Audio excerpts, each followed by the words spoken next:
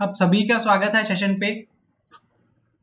SBI clerk 2021 के लिए जो हमारी सीरीज चल रही है उसका डे 18 करेंगे आज। 10 सिंप्लीफिकेशन के सवाल लास्ट सेशन में 5-6 सवाल कर पाए थे हम, तो बचे हुए 5 सवाल आज करने वाले हैं और इम्पोर्टेंट सेशन आप सभी के लिए, तो ज्वाइन कीजिएगा। आप सभी इस सेशन को फ्रेंड्स के साथ में जरूर शेयर कीजिएगा। आप सभी को गुड आफ्टरनून। एक बार कॉमेंट करके बता दीजिए कि ऑडियो और वीडियो आप तक एकदम प्रॉपर तरीके से पहुंच रही है, एकदम सही तरीके से आप तक ऑडियो वीडियो पहुंच रही है ना, सब चीजें क्लियर है। देन हम स्टार्ट करेंगे सेशन को।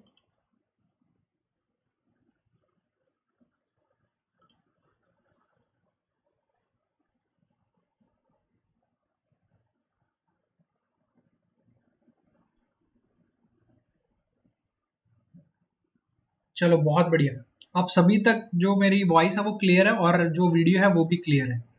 तो चलिए स्टार्ट करते हैं सेशन। पार्ट 2 है ये, जैसा कि मैंने आप सभी को कह दिया कि जो पिछला पार्ट था उसमें 5 सवाल हमने कर लिए थे, उससे आगे के करेंगे इसमें, क्योंकि कल कुछ इशू के कारण वो क्लास कंप्लीट नहीं हो पाई थी। तो सीधा क्वेश्चन पे चलेंगे। बट उससे पहले एक इंपॉर्टेंट अपडेट आप सभी को मैं करना चाहूंगा कि एप्लीकेशन पे 40% ऑफ जो है वो अब एप्लीकेबल है हर एक कोर्स पे।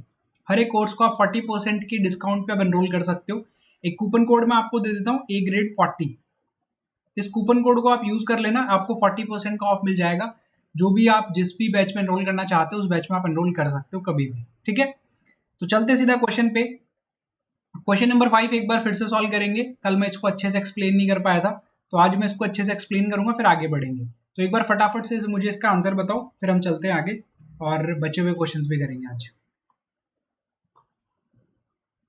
एप्लीकेशन पे फ्री क्लासेस अभी नहीं है, एप्लीकेशन पे सिर्फ पेड क्लासेस है। फ्री क्लासेस मेरी सारी की सारी क्लासेस यूट्यूब पे हैं अभी।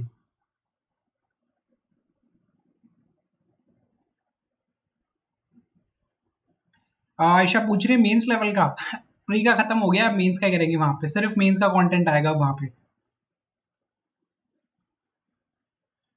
है ना। आरआरबी का तो बिल्कुल बेसिक से चल रहा है, जो कंप्लीट बैंकिंग बैच है उसमें ऑलमोस्ट कंप्लीट हो चुका है, तो वहां पे सिर्फ मेंस की क्लासेस चलेंगे।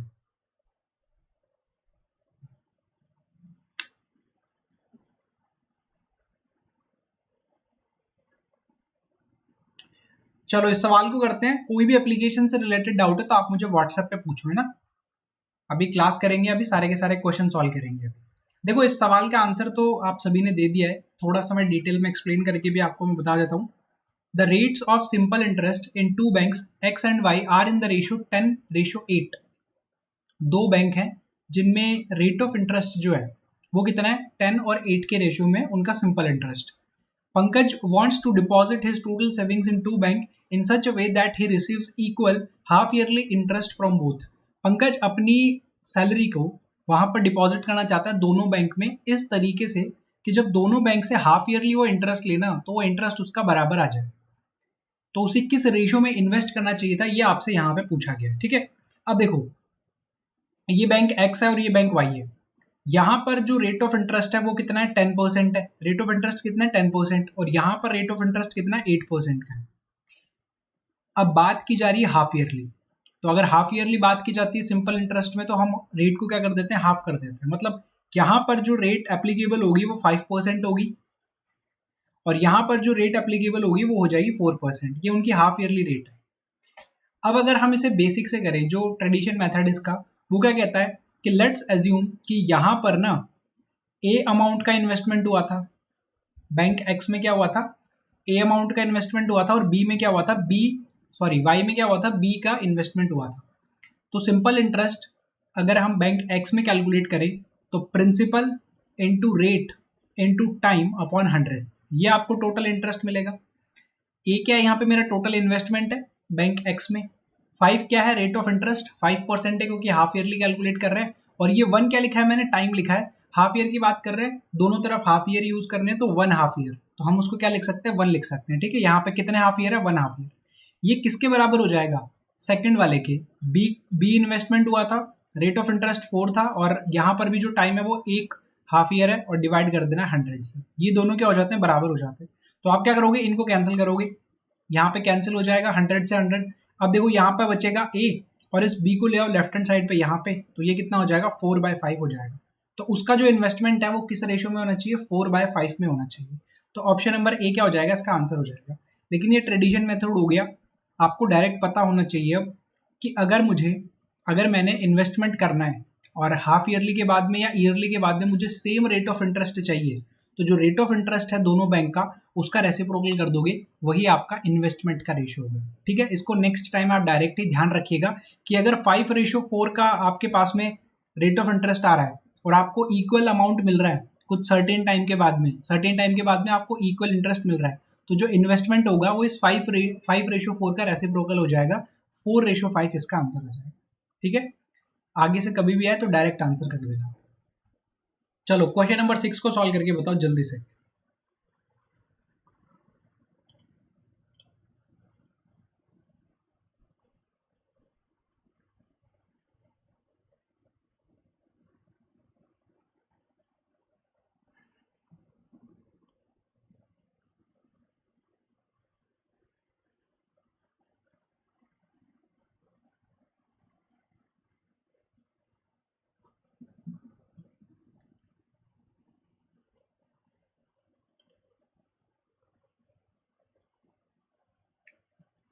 जैसे एग्जाम पोस्टपोन की न्यूज आई, सब बच्चे रेस्ट करने लग गए हैं ना, बिल्कुल रेस्ट कर रहे हैं सभी लोग।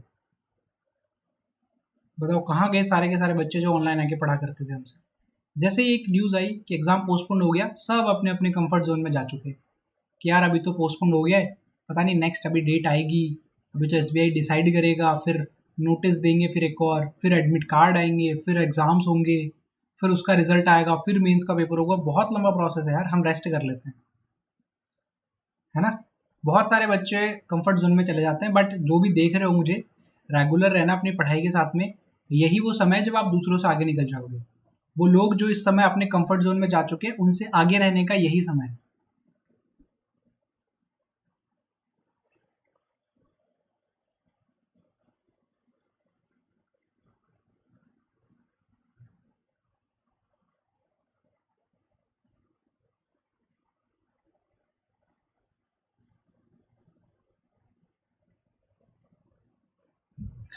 देखो इस सवाल को करें, ज्यादा मुश्किल सवाल नहीं है, 2 से 3 अप्रोच है सवाल को करने की, जो सबसे बेस्ट अप्रोच है वो मैं आपको बता देता हूँ। अ सम बिकम्स ₹2916, एक सम है वो इतने रुपीज बन जाता है इन 2 years, 2 साल में, 8% पर एनम कंपाउंड इंटरेस्ट। जब उसको कंपाउंड इंटरेस्ट पे इन्वेस्ट किया जाता है 8% पे, तो 2 साल में वो जो अमाउंट है वो कितना बन जाता है, 2916 बन जाता है। The simple interest eight 9% per annum for 3 years on the same amount will be. तो आपसे पूछा है कि सिंपल इंटरेस्ट कितना होगा अगर उस अमाउंट को 9% पे इन्वेस्ट किया जाए 3 साल के लिए। तो ये आपसे यहाँ पे पूछा गया, ये आपको बताना। देखो सबसे पहला जो आपका रिलेशन है वो कंपाउंड इंटरेस्ट का रिलेशन है। अब यहाँ पे 2 से 3 तरीके होते हैं। एक तो ट्री मेथड होता है कि भाई आपके पास में जो अमाउंट था 8% क्या लग रहा है, इंटरेस्ट लग रहा है, तो फर्स्ट टाइम पे 108 हो जाएगी वैल्यू, दूसरी बार में 108 तो रहेगी, प्लस इस 108 का भी 8% और ऐड हो जाएगा इसमें। ये लेंथी मेथड हो जाएगा, लेकिन क्योंकि आप 8% की डायरेक्ट वैल्यू नहीं निकाल पाओगे, वैल्यू पॉइंट्स में चली जाएगी। दूसरा मेथड क्या कहता है, सर फ्रैक्शन से सॉल्व कर लो इसको। अगर ये 8% है तो 8% का फ्रैक्शन वैल्यू कितना होता है, अगर आप 2 से करोगे तो 4/50 हो जाएगा, मतलब 50 की जो चीज थी उसके ऊपर 4 रुपए का इन्वेस्ट मिल रहा है, 4 रुपए का इंटरेस्ट मिल रहा है, तो 50 की जो चीज थी वो कितने की हो जाएगी, 54 की हो जाएगी। 50 की जो चीज थी वो 54 की हो जाएगी एक साल के बाद में, और दूसरे साल में भी 8% मिल रहा है, मतलब 50 की जो चीज थी वो 54 की हो जाएगी।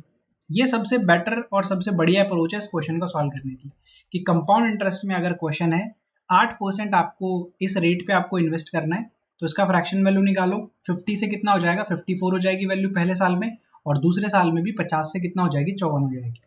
अब अगर आप देखो लेफ्ट हैंड साइड तो ये कितना देगा आपको 2500, और राइट हैंड साइड देखोगे तो 54 का स्क्वायर, ये तो 2916 ही होता है। ठीक है, ये हमेशा क्या रहता है, आपका प्रिंसिपल अमाउंट रहता है, और ये क्या रहता है आपका टोटल अमाउंट। अमाउंट क्या होता है, प्रिंसिपल प्लस इंटरेस्ट। ठीक है, इस चीज का आप ध्यान रखिएगा। ये आपके पास में क्या है, टोटल अमाउंट है, ये किसके बराबर होगी, ये इस वाली वैल्यू के बराबर होनी चाहिए, और यहां पर भी कितना है 2916, और वहां पर भी कितना है 2916, मतलब 2916 यूनिट की जो वैल्यू है वो 2916 रुपीज है।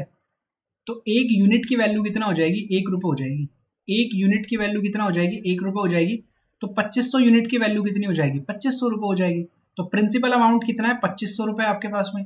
अगर इसको मैं इन्वेस्ट करूं 9% पर एनम पे, 9% पर एनम पे 3 साल के लिए, तो सिंपल इंटरेस्ट कितना देगा मुझे? Principal into rate into time, divide करो 100 से, सॉल्व करो 25 इंटू 27, दोनों का डिफरेंस 26, दोनों के बीच की वैल्यू 26 है, इसका स्क्वायर करो -1 करो, 675 आंसर आ जाएगा आपके पास में। ऑप्शन नंबर बी सबसे बेटर अप्रोच थी इस क्वेश्चन को सॉल्व करने की। पॉइंट्स में नहीं करना है इस क्वेश्चन को सॉल्व, ठीक है? कभी भी इस तरीके के सवाल को पॉइंट्स में लेके नहीं जाना है आपको, बहुत मुश्किल बना लोगे खुद के लिए फिर, ठीक है? 675 आ जाएगा इसका आंसर। संभाल लोगे अच्छे से? जल्दी से कमेंट करके बताओ।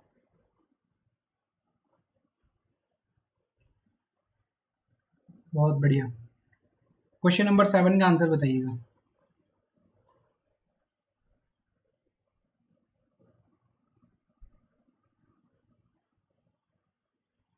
ये बिल्कुल कंपाउंड इंटरेस्ट की जो सबसे बेसिक अप्रोच है ना, सबसे बेसिक अप्रोच वही लगाई थी हमने।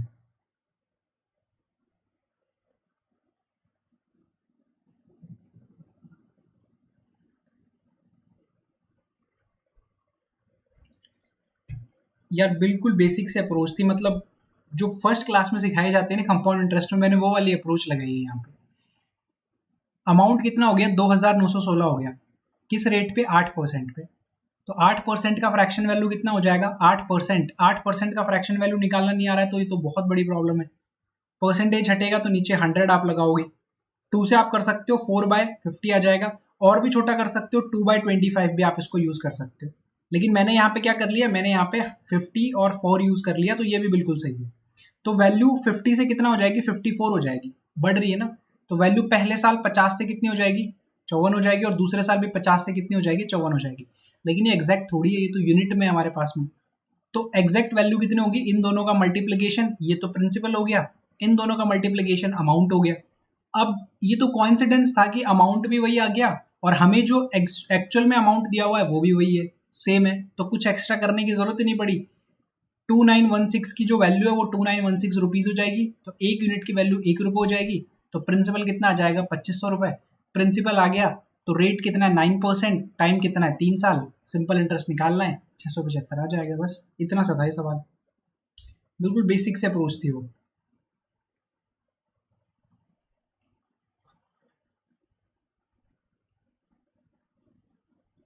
चलो इस सवाल को करें। देखो 3 लोग हैं जिनका इन्वेस्टमेंट हुआ है।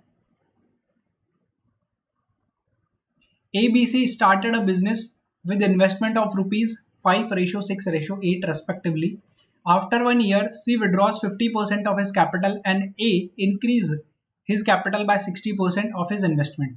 मतलब 1 साल के बाद में क्या किया? C ने तो 50% पैसा बाहर निकाल लिया, और A ने अपना जो इन्वेस्टमेंट था उसको 60% से इंक्रीज कर दिया।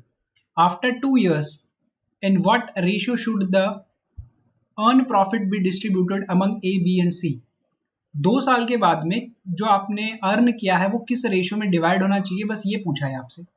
तो अब देखो, एक सिंपल सा कॉन्सेप्ट आपको पता होना चाहिए कि जो रेशियो डिवाइड होगा इनमें, इनका प्रॉफिट का रेशियो जो होगा वो वही रेशियो होता है जो इनके इन्वेस्टमेंट का रेशियो होता है।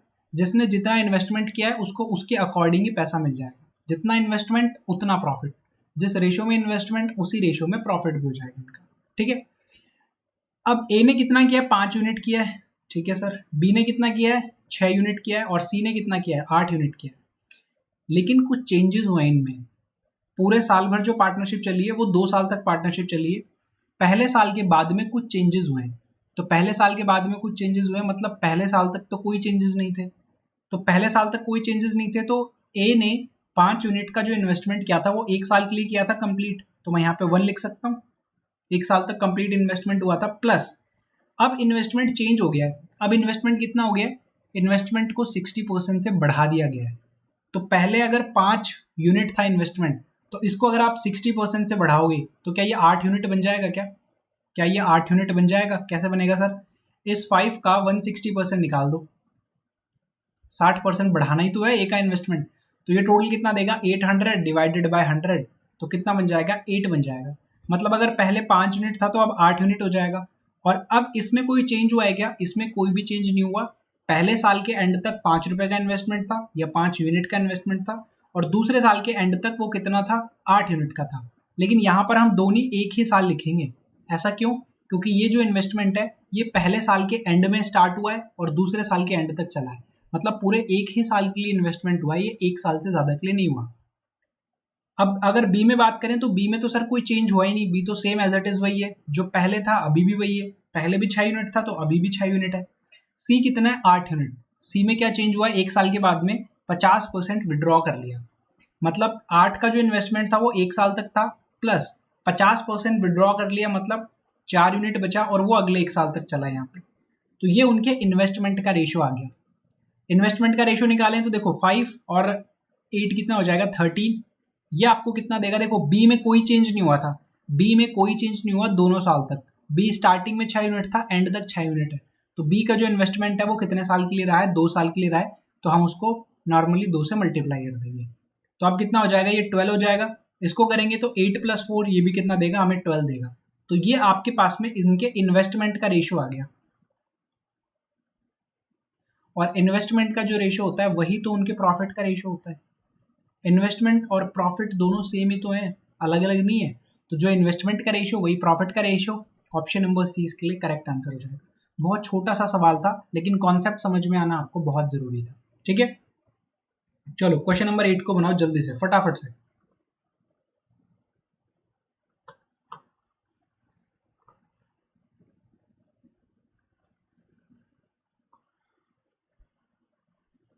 और सेशन अच्छा लग रहा हो तो फटाफट से लाइक कर दो सेशन को।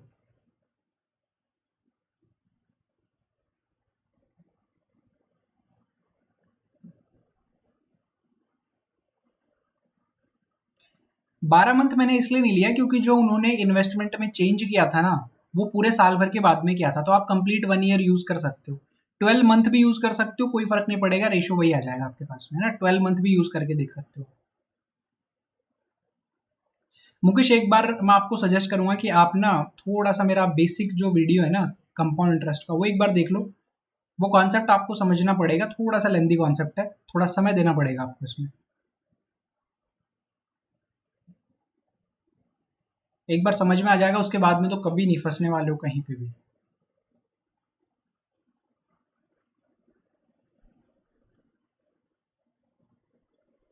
चलो देखो इस सवाल को सॉल्व करें। Speed of the boat in downstream is 80% more than the speed of the boat in upstream. Downstream में जो बोट की स्पीड है वो अपस्ट्रीम में जो बोट की स्पीड है उसका 80% ज्यादा है, उससे 80% ज्यादा है। इस चीज को आप अच्छे से रीड कर लीजिएगा। कई बार हम जल्दी जल्दी में इसको रीड कर लेते हैं कि वो उसका 80% है, वो गलत हो जाएगा, है ना। तो यहां पर कुछ स्पीड है बोट की डाउनस्ट्रीम में, वो अपस्ट्रीम में जो स्पीड है उससे 80% ज्यादा है, मतलब अप स्ट्रीम का 180% है। तो मैं क्या करूंगा, अप स्ट्रीम का 180% निकाल देता हूं। क्या अब ये दोनों बराबर हो सकते हैं। एक बोट है जिसकी डाउन स्ट्रीम में जो स्पीड है वो उसकी अप स्ट्रीम स्पीड से 80% ज्यादा है, तो डाउन स्ट्रीम जो स्पीड होगी वो अप स्ट्रीम से 80% ज्यादा है, तो मैंने अप स्ट्रीम का 180% निकाल दिया। तो यहां से एक रिलेशन आ गया आपके पास में डाउन स्ट्रीम का और अप स्ट्रीम का।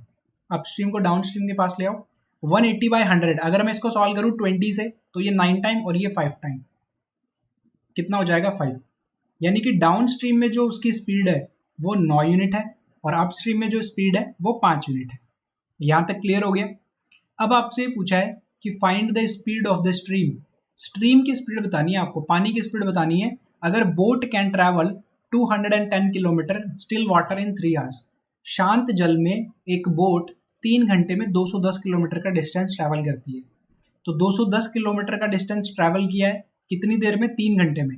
तो बोट की जो स्पीड होगी वो कितनी आ जाएगी, 70 किलोमीटर पर आवर आ जाएगी।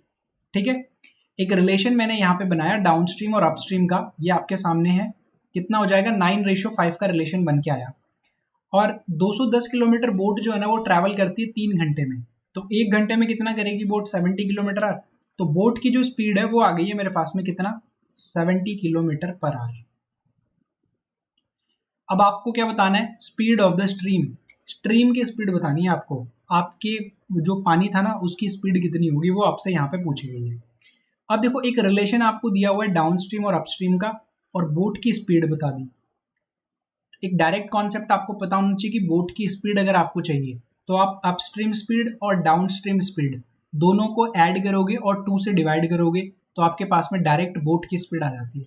बट अगर वो कॉन्सेप्ट ध्यान नहीं रहता है तो ये वाला कॉन्सेप्ट ध्यान रख लेना कि जो डाउनस्ट्रीम की स्पीड होती है, मतलब जिस तरफ पानी जा रहा है उसी तरफ बोट जा रही है, तब हम क्या कहते हैं, बोट प्लस वाटर। जिस तरफ पानी जा रहा है उसी तरफ अगर बोट जाएगी तो जो स्पीड होगी वो बोट प्लस वाटर हो जाएगी। और अपस्ट्रीम में क्या होता है, जिस तरफ पानी जा रहा है उसके ऑपोजिट डायरेक्शन में बोट जाएगी, तो वहां पे क्या हो जाएगा, बोट माइनस वाटर हो जाएगा। इतना पता चल गया आपको। अगर मैं इन दोनों को ऐड करूं, भाई डाउन स्ट्रीम की जो स्पीड है उसकी जगह पे मैं क्या लिख सकता हूँ, बोट प्लस वाटर लिख सकता हूँ, डाउन स्ट्रीम की जगह पे मैं ये लिख सकता हूँ सर। और अपस्ट्रीम की जो स्पीड है वो बोट माइनस वाटर हो जाएगी, वो भी बिल्कुल सही है। तो डाउनस्ट्रीम और अपस्ट्रीम का ये रिलेशन होता है। ठीक है, अगर मैं इनको ऐड करूं, इन दोनों की स्पीड को ऐड करूं, तो देखो डाउनस्ट्रीम की स्पीड कितनी है, बोट प्लस वाटर, और अपस्ट्रीम की कितनी है, बोट माइनस वाटर, और ये दोनों का सम कितना हो जाएगा, 14 हो जाएगा। अब देखो वाटर से वाटर कैंसिल हो गया, 2 बोट 14, और बोट की जो स्पीड है वो कितनी आ जाएगी, 7 यूनिट। बोट की जो स्पीड है वो कितनी आ गई है आपके पास में, 7 यूनिट आ गई है। अगर बोट की स्पीड 7 यूनिट आ गई है तो एक्चुअल स्पीड भी तो है आपके पास में 70, तो 7 यूनिट की वैल्यू कितना हो जाएगी, 70 किलोमीटर पर आवर। तो एक यूनिट की वैल्यू कितना हो जाएगी, 10 किलोमीटर पर आवर।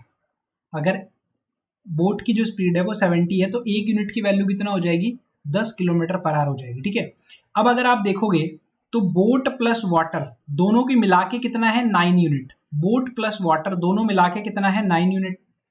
एक यूनिट की वैल्यू 10 किलोमीटर है तो दोनों को मिला के 90 हो जाएगा। तो वाटर की जो स्पीड होगी 90 माइनस बोट, वो कितना हो जाएगी, 70, सॉरी 20 हो जाएगी आपके पास में, क्योंकि बोट कितना है, 70 है।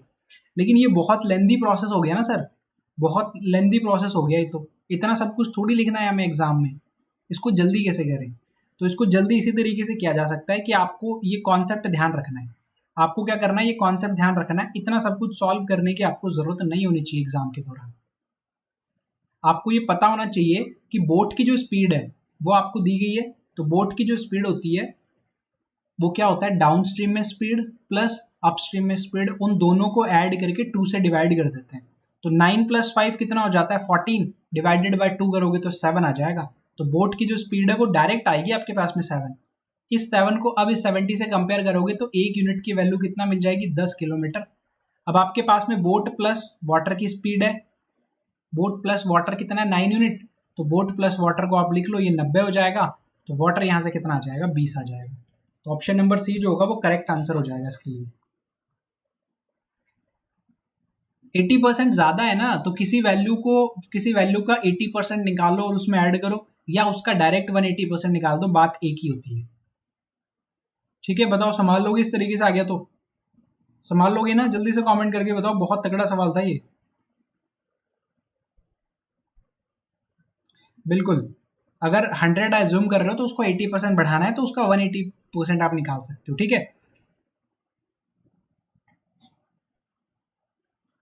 क्या समझ नहीं आया अब इसमें आपको बताओ। एक एक चीज को 2 बार समझा दिया मैंने, बिल्कुल अच्छे से एक्सप्लेन करके। 7 यूनिट की बात समझ नहीं आया। 7 यूनिट कुछ भी नहीं है यहाँ पे 10 यूनिट है, वो 7 यूनिट। देखो बोट की जो स्पीड है वो 7 यूनिट है, और एक्चुअल में बोट की जो स्पीड है वो कितनी है, 70 यूनिट है। तो 7 यूनिट की वैल्यू कितना हो जाएगी, 70 हो जाएगी, क्योंकि दोनों सेम ही तो है। ये भी बोट की स्पीड है, ये भी बोट की स्पीड है। तो 7 यूनिट की वैल्यू कितना आ जाएगी, 70 आ जाएगी। तो एक यूनिट की वैल्यू 10 किलोमीटर पर आवर आ जाएगी। अब देखो यहाँ से बोट एंड वाटर, इन दोनों का जो सम है वो कितना है, 9 है। तो बोट प्लस वाटर, अगर एक यूनिट की वैल्यू 10 किलोमीटर है तो 9 यूनिट की वैल्यू 90 हो जाएगी। बोट की स्पीड ऑलरेडी है आपके पास में 70, तो वाटर को 20 होना पड़ेगा तभी तो 90 मिलेगा यहाँ से। ठीक है, क्लियर। चलो क्वेश्चन नंबर 9 है, इसको सॉल्व करके बताओ। मेंसुरेशन का सवाल है, बहुत ही तगड़ा।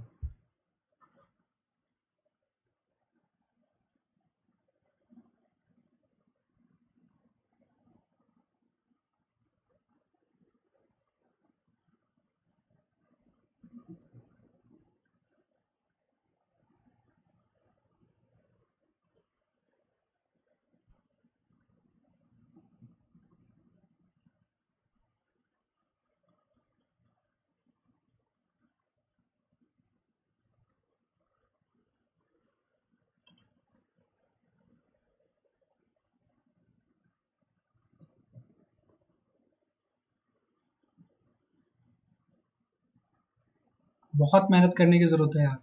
पिछले क्वेश्चन में अगर समझने में आपको प्रॉब्लम हुई है ना, बहुत ज़्यादा मेहनत करने की ज़रूरत है, क्योंकि बहुत बेसिक सा कॉन्सेप्ट यूज़ किया है मैंने वहाँ पे। बड़ा ही छोटा सा सवाल था वो, बहुत ही बेसिक सा सवाल।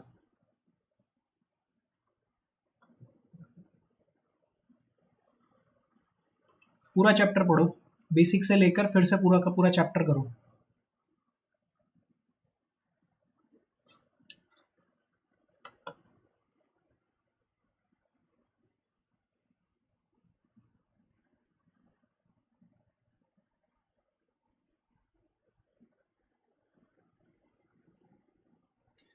बहुत बढ़िया। देखो इस सवाल को सॉल्व करें, बहुत ही प्यारा सवाल है। Circumference of a circle to the parameter of a square is 11:6। Ratio आपको दिया हुआ है, सरकमफेरेंस एक सर्कल का मतलब एक सर्कल का पैरामीटर और एक स्क्वायर का पैरामीटर, उन दोनों का आपको रेशियो दिया हुआ है। देखो ये मैंने एक सर्कल बनाया, इसका पैरामीटर, पैरामीटर कितना होता है 2πr, और यहां पे मैंने एक स्क्वायर बना दिया इसका पैरामीटर। तो स्क्वायर का पैरामीटर क्या होता है, sum of all sides, sum of all sides.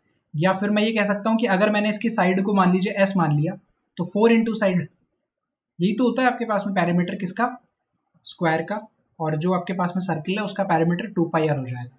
देखो ये पूरा का पूरा चैप्टर है ना, सिर्फ और सिर्फ फॉर्मूला बेस्ड चैप्टर है, फॉर्मूले अच्छे से लर्न कर लेना, बिल्कुल नहीं फंसेगा ये। अब आपको रेशियो दिया हुआ है इन दोनों का, और आपको एक और यहाँ पर रिलेशन दिया हुआ है कि sum of radius of the circle, circle की रेडियस और one side of the square is 26 metre, और एक जो साइड है स्क्वायर की, उन दोनों का सम 26 मीटर का है। तो सबसे पहले तो जो रेशियो दिया है उसको, रेशियो को लिख लेते हैं। 2πr और आपके पास में 4 इंटू साइड, इन दोनों का रेशियो कितना दिया हुआ है, 11:6 दिया हुआ है। अब ये 2πr 11 के सामने मैं क्यों लिख रहा हूँ, क्योंकि ये जो 11 है ये किसका आपके पास में यूनिट है, ये है आपके पास में सरकमफेरेंस सर्कल का। और ये जो 6 यूनिट है ये है पैरामीटर किसका, स्क्वायर का। तो स्क्वायर का पैरामीटर कितना होता है 4 इंटू साइड, सर्कल का पैरामीटर कितना होता है 2πr। तो इन दोनों का जो रेशियो है वो कितना दिया हुआ है, 11:6 आपको दिया हुआ है यहाँ पे। अब यहाँ से हम क्या करेंगे, हम एक रिलेशन बना लेते हैं रेडियस और स्क्वायर की जो साइड है उसके बीच में।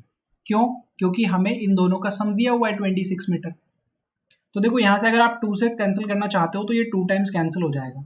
अब यहाँ पे r जो है ना वो अननोन वैल्यू है, और जो नीचे साइड है वो भी हमें नहीं पता, तो इन दोनों को तो यहाँ पे रख लो। 11/6 है, इसके पास में आके ये वैल्यू रेसिप्रोकल हो जाएगी। अब ये जो 1/2 है, देखो यहाँ पे तो 2 नीचे है ना, तो यहाँ पे 2 ऊपर चला जाएगा, ठीक है। और ये जो पाई की वैल्यू है, पाई की वैल्यू कितना होता है 22/7। तो अगर लेफ्ट हैंड साइड पे वो 22/7 है, तो राइट हैंड साइड पे जाके वो 7/22 बन जाएगी, 7/22 बन जाएगी। अब देखो 11 इंटू 2 और ये 22 कैंसिल हो जाएगा, तो आपके पास में रेडियस और जो साइड है स्क्वायर की उसका रिलेशन आ गया कितना, 7:6। यहां तक क्वेश्चन समझ में आया क्या, एक बार फटाफट से कमेंट करके बताओ, तभी मैं इसको आगे समझाऊंगा। यहां तक जल्दी से बताओ कमेंट करके, समझ में आया क्वेश्चन जो मैंने किया, जल्दी बताओ जल्दी।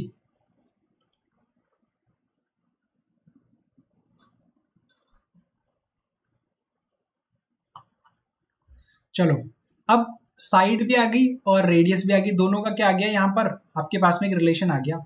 और एक रिलेशन ये दिया हुआ है कि इन दोनों का जो सम है वो 26 है, इन दोनों का जो सम है वो कितना है 26 है। तो मैं ये लिख सकता हूँ कि sir radius plus side, radius और साइड का सम कितना है 26 है। तो रेडियस भी है हमारे पास में कितना 7 यूनिट, और साइड भी है कितना 6 यूनिट, तो टोटल मैं क्या कहूँगा 13 यूनिट। 13 यूनिट की वैल्यू 26 होगी। 13 कहाँ से आया, radius plus side, radius plus side इन दोनों का सम।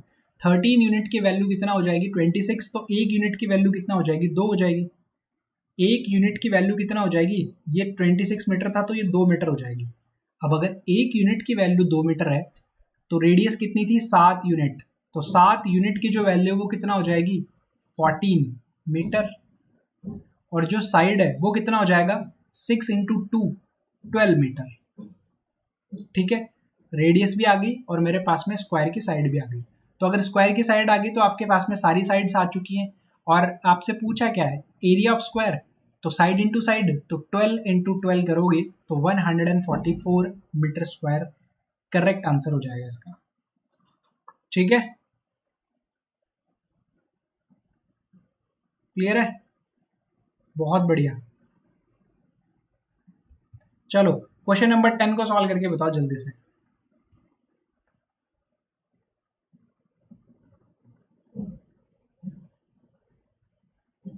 क्या समझ में नहीं आया शेतर, एक बार जल्दी से कमेंट करके बता दो क्या नहीं आया समझ में, कौन सा स्टेप समझ में नहीं आया आपको।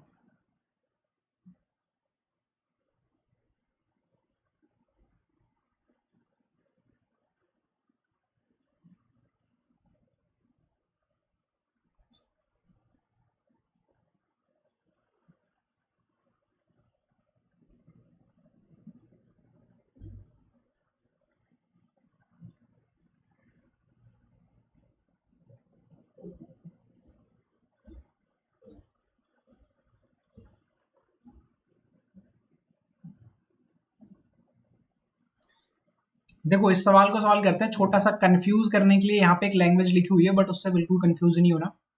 To passenger train each 750 metre long, दो पैसेंजर ट्रेन है 750 मीटर लॉन्ग, दोनों ट्रेन हैं, are running in opposite direction on parallel tracks, दोनों पैरेलल ट्रैक्स पे एक दूसरे के ऑपोजिट डायरेक्शन में जा रही है।